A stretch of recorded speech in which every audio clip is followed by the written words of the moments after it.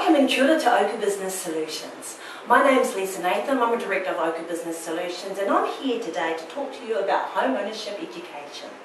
Ochre Business Solutions was recently contracted by Housing New Zealand to deliver home ownership education to first-time buyers throughout the Auckland region.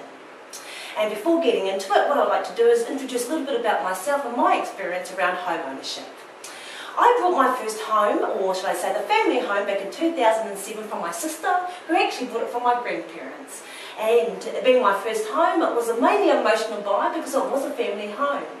Now, in hindsight, the knowledge I had back then when I bought my first home was very minimal. And if I had the same knowledge and information that I know now around home ownership, I would have made some very, very different decisions.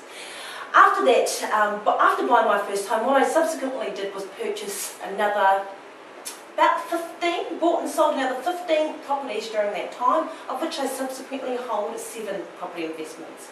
And what I'm going to be doing is sharing with you as part of our weekly tips my experience around buying property, the good, the bad and ugly, but more importantly giving some key tips that you're going to be need to be aware of when you're looking at buying your first home. So as part of sharing those tips, what we'll be doing is covering off key aspects of home ownership. Number 1, are you ready for home ownership? Renting versus buying. There's such a huge decisions to make. Number 2, looking at some goal setting and putting a budget in place.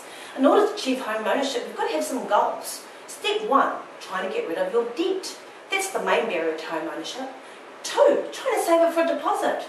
For many people, saving up between $20,000, $30,000, $40,000 is a major step. And step number 3, we're going to be looking at the legal side of home ownership. What do you need to know when you're talking to a lawyer? What sort of lawyer should you be actually looking at?